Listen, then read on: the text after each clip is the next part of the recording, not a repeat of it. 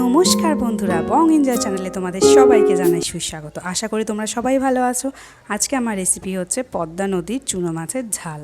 তো চুনো মাছের সাথে কটা বাটা মাছও পেয়েছি, তাই বাটা মাছগুলো ফার্স্টে ভেজে নিচ্ছি। আর এই মাছগুলো কিন্তু তোমাদের দাদাভাই পদ্মা নদীতে গিয়ে খ্যাবলা জাল দিয়ে ধরে নিয়ে এসছে। তো মাছগুলো যখন কাটছিলাম প্রত্যেকটা মাছই কিন্তু জ্যান্ত ছিল। এর সাথে বাটা মাছ আছে, তার সাথে অল্প কিছু মৌরলা মাছও আছে, তার সাথে পুঁটি মাছ আছে, ছোটো ছোটো বেলে মাছ আছে। তো তোমরা দেখতে থাকো।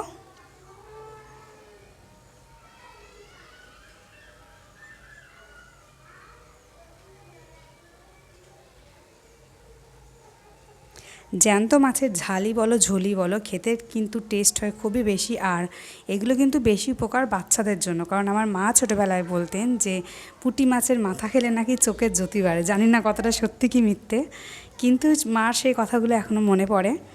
তো সেই কথাটাই আমি তোমাদের বলবো, ছোটো মাছ কিন্তু বাচ্চাদের জন্য খুবই ভালো। তো মাছগুলো ফার্স্টেই ভেজে একটা সাইড করে নেবো, তারপর আমি ঝালটা দেখাচ্ছি। আর জানো তো বন্ধুরা, আমাদের বাড়ির পিছন সাইডে কিন্তু একটা বিশাল বড় বিল আছে। একদিন তোমাদের বিলের ভিডিওটাও করে নিয়ে এসে দেখাবো। ওই বিল যখন প্রত্যেকবারে ছাঁচা কাটা হয়, তখনও কিন্তু প্রচুর পরিমাণে চুনো মাছ, বাটা মাছ আমরা ধরে থাকি। এই দেখো, এখানে পাঁচমিশালি চুনো মাছ কিন্তু আছে।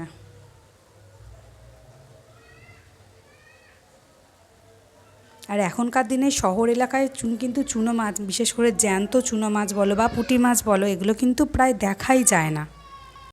মাছগুলো কিন্তু আমি একেবারে মুচমুচে করে ভেজে নিচ্ছি, কারণ চুনো মাছ যদি একটু ভালো করে ভাজা না হয় তাহলে কিন্তু প্রচণ্ড কাটা কাটা মতো লাগে ঝাল করার পর। তো আমি কড়ায় তেল দিয়ে এর মধ্যে একটা তেজপাতা, একটা শুকনো লঙ্কা আর অল্প একটু জিরে ফোড়ন দিয়ে দিলাম।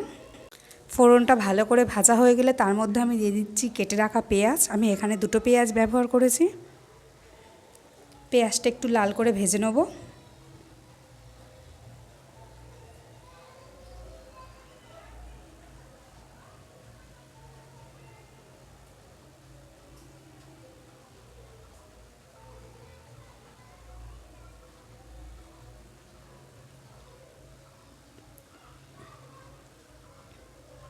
এরপর আমি এর মধ্যে অ্যাড করে দিচ্ছি একটা বড় টমেটো কুচো।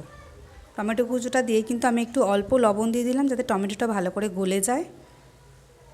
টমেটোটা ভালো করে সিদ্ধ হয়ে গেলে তারপর কিন্তু আমি এর মধ্যে বাটা মশলাটা অ্যাড করব।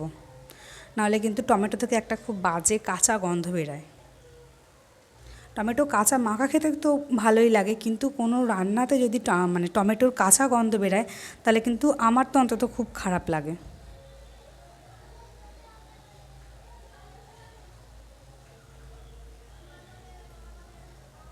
আমি কিন্তু অতটা চুনো মাছ একসাথে রান্না করব না, খানিকটা চুনো মাছ মৌরলা মাছ, তার সাথে পুঁটি মাছ একটু আলাদা করে রেখে দেবো। ওটা আমি তোমাদের নেক্সট দিন অন্য আর একটা রেসিপি করে দেখাবো। এই দেখো, এবার এর মধ্যে দিয়ে দিলাম বাটা মশলা। এর মধ্যে আছে আদা, রসুন, গোটা জিরে আর শুকনো লঙ্কা আর অল্প একটু কাঁচা লঙ্কার পেস্ট। এটা কিন্তু ভালো করে কষিয়ে নিতে হবে। এবার এর মধ্যে আমি 2-4 দানা চিনি দিয়ে দিলাম একটু কালার হওয়ার জন্য। এটাকে কিন্তু ভালো করে কষিয়ে নিতে হবে।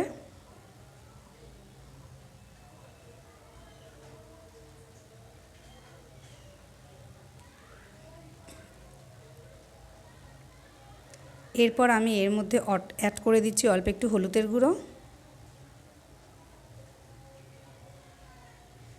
এরপর সামান্য একটু জল দিয়ে দিলাম।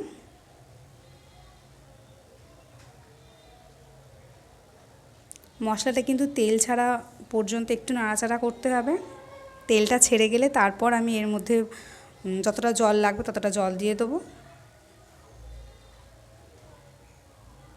আমার রান্না তোমাদের কীরকম লাগছে কমেন্ট করে জানিও।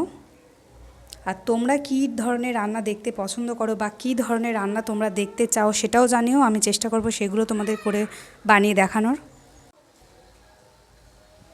এরপর আমি এর মধ্যে জল দিয়ে দিচ্ছি। আমি কিন্তু খুব বেশি জল দেবো না, মোটামুটি জল দিচ্ছি। জল দিয়ে কিন্তু মাছগুলো ফোটাবো, ঝোলটা কিন্তু আর একটু কমে যাবে। তো তোমরাও সেরকম বুঝে শুনে একটু জলটা দিও। এরপর আমি আর একটু লবণ অ্যাড করে দিলাম। ঝোলটা ভালো করে ফুটে গেলে তারপর আমি এর মধ্যে ভাজা মাছগুলো দিয়ে দেবো।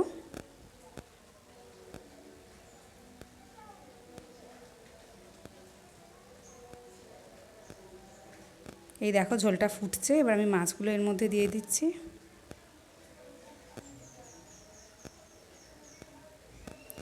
প্রতিদিন বড় পিস করা কাটা মাছ খেতে খেতে একঘেয়ে হয়ে যায়, তখন কিন্তু মাঝে মাঝে এরকম ছোট মাছের ঝাল বা ছোট মাছের টক খেতে কিন্তু আমাদের সবাইয়েরই খুব ভালো লাগে, তাই না?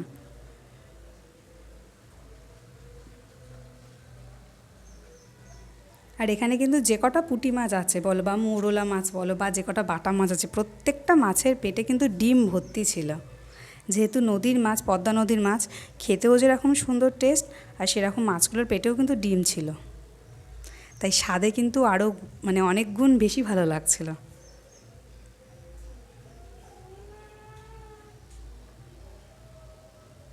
মাছগুলো দিয়ে আমি ভালো করে ফুটিয়ে নেব, যাতে মাছের ফ্লেভারটা ঝোলের সাথে ভালো করে মিশে যায়।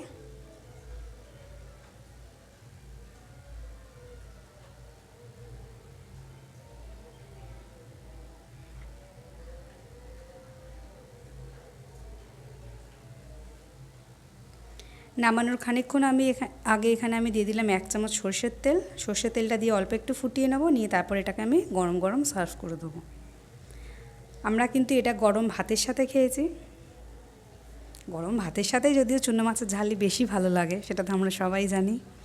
এর মধ্যে তোমরা চাইলে লাস্টে দুটো কাঁচা লঙ্কাও অ্যাড করতে পারো, সেক্ষেত্রে আমি কিন্তু কাঁচা লঙ্কা দিচ্ছি না, যেহেতু আমি আগে থেকে কাঁচা লঙ্কা বাটা দিয়েছি।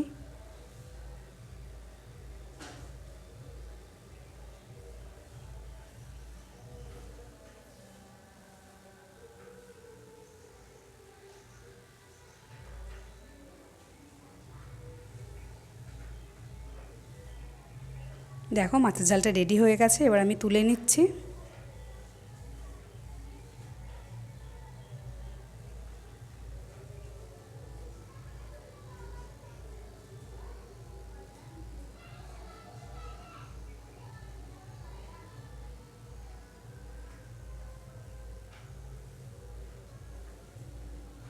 আমি কিন্তু একটুও খাবার নষ্ট করতে পছন্দ করি না, তাই কড়াতে যেটা লেগেছিলো সবটাই তুলে নিলাম।